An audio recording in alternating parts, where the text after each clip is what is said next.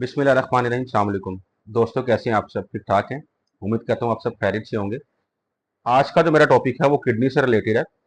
और ये मेरा टॉपिक आज वीडियो उन पेशेंट्स के लिए किडनी के जो कि डायलिसिस जिनके होते हैं और जो किडनी की उस स्टेज पे हैं कि जहाँ पे वो अपना हफ्ते में 2 दफ़ा या हफ्ते में 3 दफ़ा डायलिसिस करवाते हैं।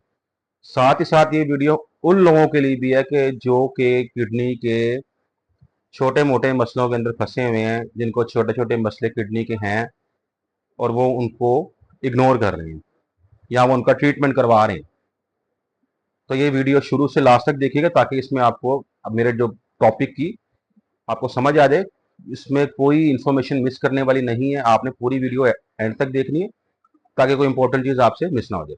अगर आप चैनल पे नए हैं तो चैनल को काइंडली सब्सक्राइब कर दें आप। सबसे पहले मैं डायलिसिस पेशेंट की बात करूंगा। जो डायलिसिस पेशेंट हैं उनके अंदर दो तरह के जो प्रॉब्लम है वो अमूमन उनको फेस करने को मिलते हैं। सबसे पहला मसला जो उनका होता है डायलिसिस पेशेंट का, वो होता है उनका सांस का खराब हो जाना। क्योंकि उनका जो है वो किडनी काम नहीं करते, उनको यूरिन नहीं आता।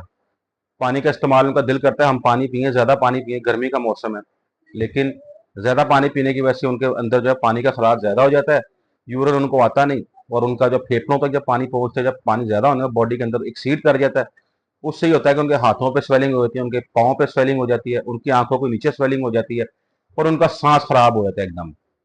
फिर उनको इमरजेंसी डायलिसिस करवाना पड़ता है। रात के टाइम कभी सांस खराब हो गया, दिन के टाइम हो गया, शाम के टाइम हो गया, तो उनको इमरजेंसी फौरी डायलिसिस करवाना पड़ता है। और बाज़ दफ़ा खुदा ना ख्वास्ता पेशेंट की डेथ हो जाती है उनकी इस वजह से।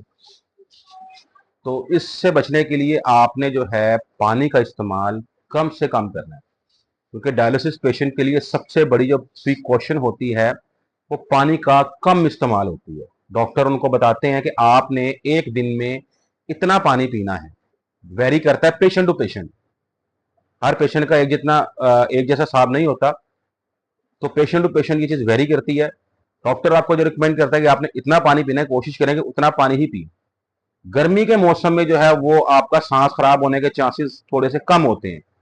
उसकी वजह ये होती है क्योंकि आपको पसीना आता है, पानी आपके बॉडी से पसीने के रास्ते से भी निकल जाता है, जिसकी वजह से सांस का खराब होना अमूमन गर्मियों में कम पाया जाता है डायलिसिस पेशेंट में। लेकिन सर्दियों में चीज बहुत ज्यादा होती है, क्योंकि सर्दियों में आपको पता है पसीना नहीं आता, आपने जब पानी पीना है वो बॉडी के अंदर स्टोर होते रहना, यूरिन से उसने निकलना नहीं। तो फिर एक टाइम आना 2 दिन बाद 3 दिन बाद आपका जो है फौरी सांस खराब हो जाएगा। तो उस सूरत में आपको इमरजेंसी डायलिसिस करवाना पड़ता है। और जब डायलिसिस करवाते हैं उसके बाद आपका जब एक सीड वाटर जो आपकी बॉडी में होता है, वो आपकी ब्लड की प्यूरिफिकेशन के साथ वो पानी निकलता है और आपका सांस ठीक हो जाता है। दूसरी चीज जो इसमें देखने को मिलती है पोटेशियम का ज्यादा इस्तेमाल।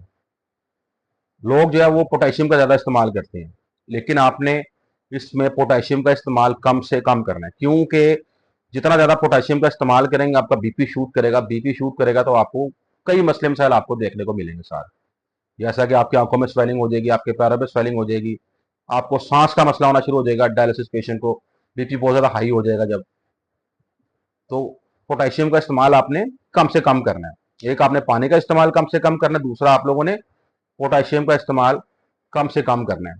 और रही बात इसमें डाइट के हवाले से, मैं थोड़ा आपको बता दूं, डायलिसिस पेशेंट के लिए डाइट की कोई इसमें परहेज नहीं है कि ये नहीं खाना ये नहीं खाना, क्योंकि डायलिसिस पेशेंट में अमूमन एक तीसरा जो मसला आता है सबसे बड़ा, वो आता है हड्डियों का। क्योंकि डायलिसिस पेशेंट के जब डायलिसिस होते हैं तो डायलिसिस करवा करवा के उसकी हड्डियां बहुत वीक हो जाती हैं। इतनी वीक होती है कि आप उनकी हड्डियों को जब पकड़ते हैं या उनकी हड्डियों को दबाते हैं तो आपको ऐसा लगता है फ्लेक्सिबल हड्डी है उनकी, बहुत बहुत उनकी हड्डियां बारीक हो जाती हैं। तो इससे बचने के लिए आपको चाहिए कि आप विटामिन डी का इस्तेमाल करें। साथ आप अपने जो भी मेडिकेशन ले रहे हैं उसके साथ विटामिन डी का इस्तेमाल करें आप ज़्यादा से ज़्यादा। कैल्शियम का इस्तेमाल करें आप। डॉक्टर जो आपको विटामिन रिकमेंड करते हैं उनको लाजमी लें आप लोग, क्योंकि वो विटामिन आपके लिए बहुत ज़रूरी है। क्योंकि जब आपका डायलिसिस होता है आपके जितने भी इलेक्ट्रोलाइट्स होते हैं वो आपके कम हो जाते हैं। और डायलिसिस जब आपका हो रहा होता है, इस दौरान वो आपके जो जितने भी electrolyte, sodium, potassium, magnesium, zinc, carbon, जितने भी आपके हैं वो सारे आपके कम हो जाते हैं। तो इसमें आपके इलेक्ट्रोलाइट्स इम्बैलेंस रहते हैं। बॉडी को जितनी जरूरत होती है उससे कभी कम हो जाते हैं, कभी ज्यादा हो जाते हैं, बैलेंस नहीं रहते। तो लिहाजा डॉक्टर आपको जो भी रिकमेंड करते हैं, आपको मल्टीविटामिन वो आप लाजमी लें साथ, क्योंकि मल्टीविटामिन आपकी बॉडी के लिए बहुत जरूरी है आपको हेल्दी रखने के लिए। और खुराक का इस्तेमाल मैं आपको यही सजेस्ट करूंगा कि खुराक जो है आप अच्छी लें, कोशिश करें बाहर का खाना मत खाएं, फास्ट फूड ना खाएं, इस तरह की चीज़ें कम से कम खाएं, घर का खाना खाएं, छोटा गोश्त खाएं, छोटा कीमा खाएं, आप लोग गोश्त का इस्तेमाल करें। उसके बाद आप बड़ा गोश्त भी खा सकते हैं, लेकिन बड़ा गोश्त एक लिमिटेड हद तक, क्योंकि किडनी पेशेंट में यूरिक एसिड के चांसेस बहुत ज़्यादा होते हैं बढ़ने के, जिसकी वजह से उनके पाँव में स्वेलिंग स्टार्ट हो जाती है। तो आप बड़े गोश्त का इस्तेमाल कम करें, लेकिन कर सकते हैं आप, लेकिन कम मिकदार में।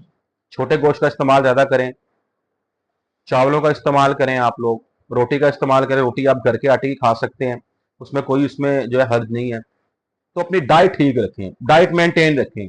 जितनी ज़्यादा आप लोग अपनी डाइट मेंटेन रखेंगे, डायलिसिस के पेशेंट्स के लिए ज़रूरी है कि अपनी डाइट को मेंटेन रखें। जितनी अच्छी डाइट होगी आपकी, आपको वीकनेस नहीं होगी, क्योंकि हर डायलिसिस के बाद वीकनेस, हर डायलिसिस के बाद वीकनेस एक बहुत बड़ी प्रॉब्लम है हमारी सोसाइटी में लोगों के साथ। तो ये ऐसा ही होता है। अपनी डाइट मेंटेन रखें, आपकी डाइट मेंटेन होगी, आपका वेट कम नहीं होगा, आपका वेट कम नहीं होगा, आपकी सेहत बरकरार रहेगी। जब आपकी सेहत बरकरार रहेगी तो आप डायलिसिस करवाने के लिए आप लोग काबिल रहेंगे, आप डायलिसिस के। क्योंकि ऐसे पेशेंट मैंने देखे हैं कि जो कि डायलिसिस करवाते हैं, बेचारे कमजोर से कमजोर, कमजोर से कमजोर होते चले जाते हैं। डाइट भी नहीं वो यूज करते, मेडिकेशन भी नहीं वो ठीक तरह से यूज करते। तो लिहाजा आप अपनी डाइट का अच्छे से अच्छा इस्तेमाल करें, छोटा गोश्त खाएं, बड़ा गोश्त कम मिकदार में लें, हर किस्म की चीज़ खाएं, लेकिन एक नॉर्मल वे में खाएं। फास्ट फूड का इस्तेमाल मत करें उसमें आप लोग।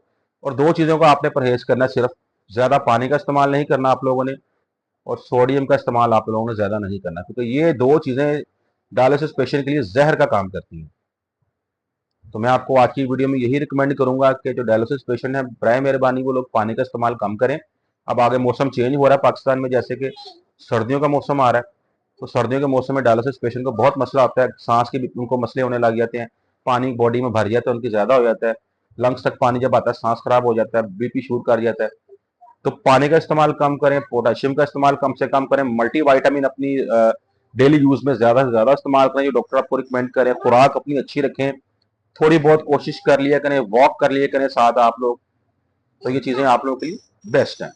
अगर इन बातों पर अमल करेंगे तो आप भी एक हेल्दी लाइफ गुजार सकते हैं। डायलिसिस पेशेंट भी, उनको ना सांस का मसला होगा, ना उनको बीपी का मसला होगा। इन प्रिकॉशंस पे अमल करने के साथ साथ उनको एक हेल्दी लाइफ गुजारने का मौका मिल सकता है। उम्मीद करता हूँ आज की वीडियो आप लोगों को पसंद आई होगी। नेक्स्ट वीडियो में इंशाल्लाह आपसे फिर मुलाकात होगी। अल्लाह हाफिज़।